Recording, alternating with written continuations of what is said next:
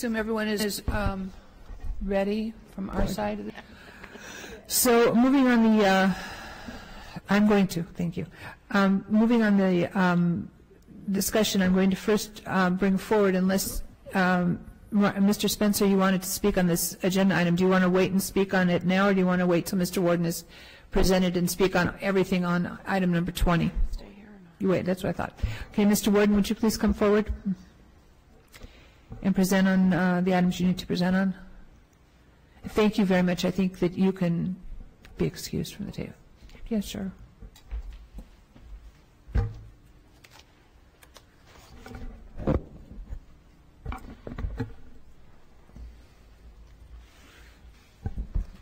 think this is 2 curds for the price of 1, right? Yes, it is. That's cute.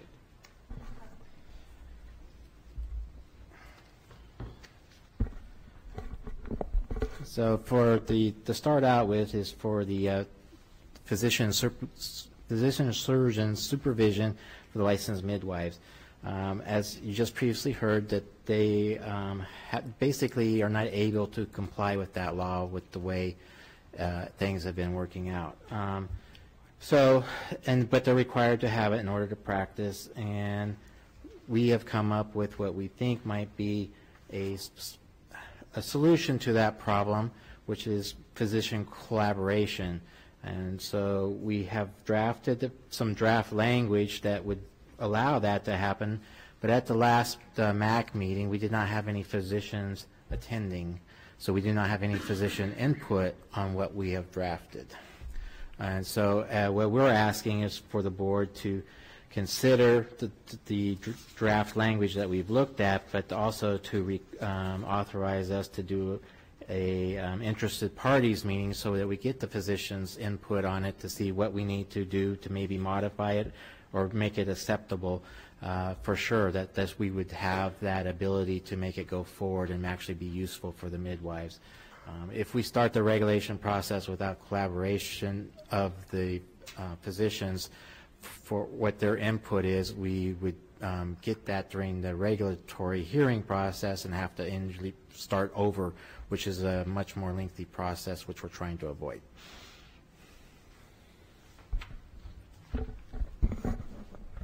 Questions?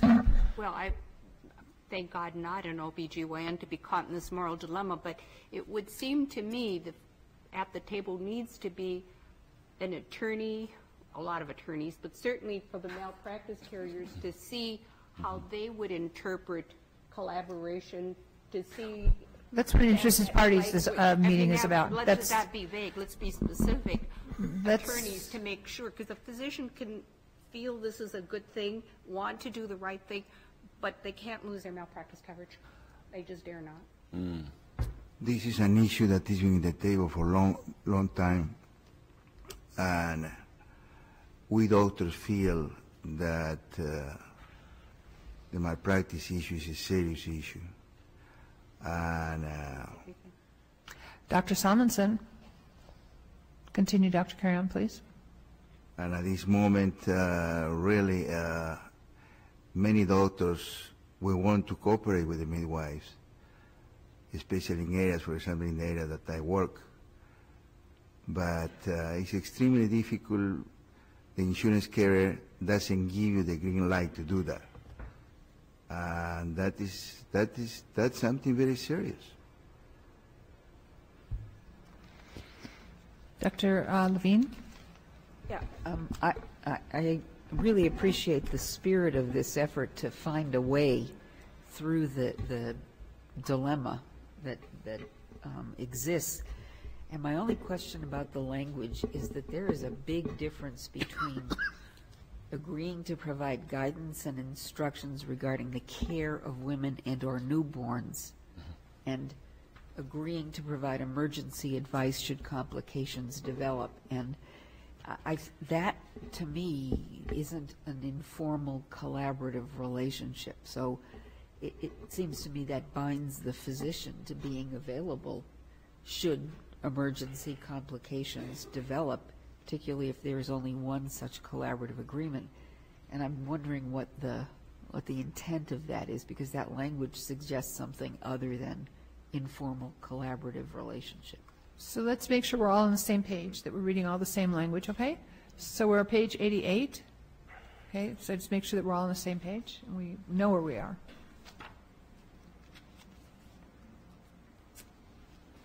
So Dr. Levine, continue. Did you have a... That was it. You were just, thank you very much, Dr. Ganadev.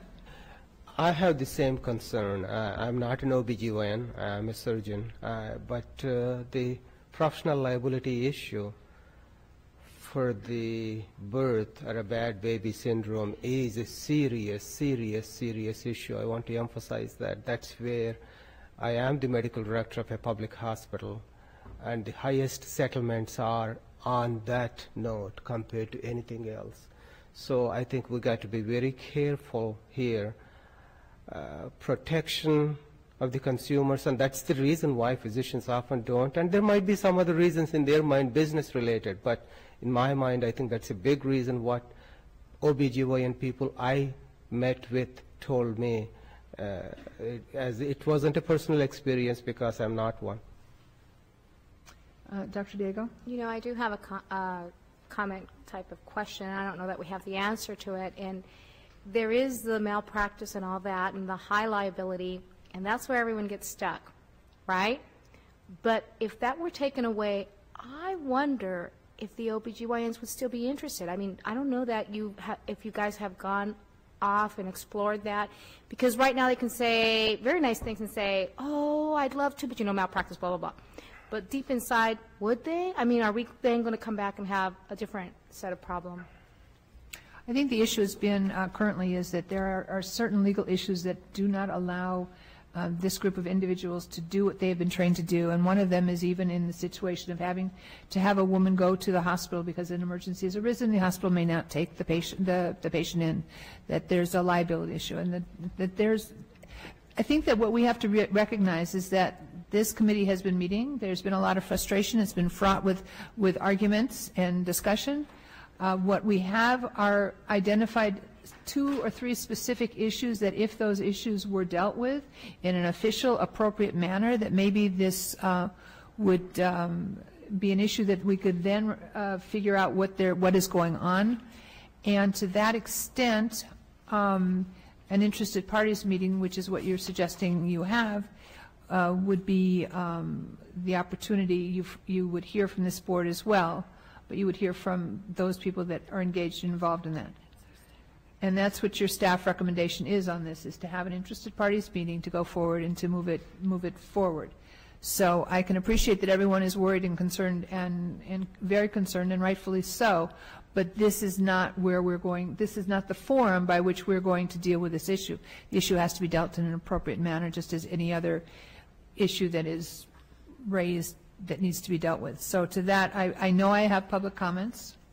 I'm more than willing to hear everybody's comments about everything they want to talk about. But I want to ask you, do you have anything else that you want to explain specifically on this regulation 137, okay? Because if not, if you are finished explaining, I'm going to ask for a motion to approve this and the staff recommendation, and then we'll have public comment on that. Is that okay? Mr. Hepler, you advise me, please tell me.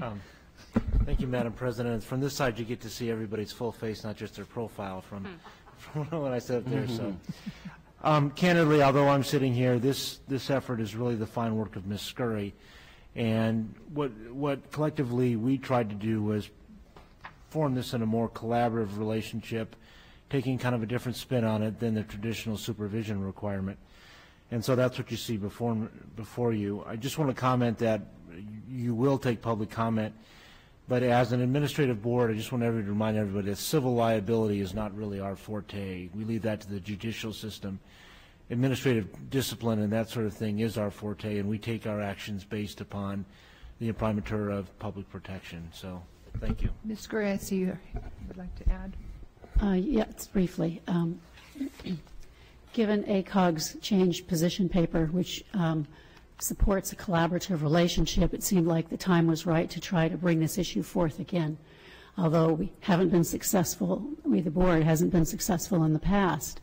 And the board does, as a regulatory body, have a certain responsibility, not for the civil liability aspect of it, but to try to make sure that the law works and can be followed by the people who are licensed and are required to comply with it. It's very difficult if there is a catch-22 to make sure that the public is protected and that the license functions can be performed as the legislature contemplated. So that was really the reason for the language that you see in front of you. It is derived in part from the ACOG position statement and from other states' laws as well. Thank you for that clarification. So may I ask for a motion? We'll continue the discussion, but Yes. so move. So I move staff recommendation. Second. Thank you very much. So we're on page, we're on number B, so I've had enough comment, or I haven't maybe had enough, but I've had comments from the board. So I'd like to ask and entertain, does the public want to speak on this issue, B,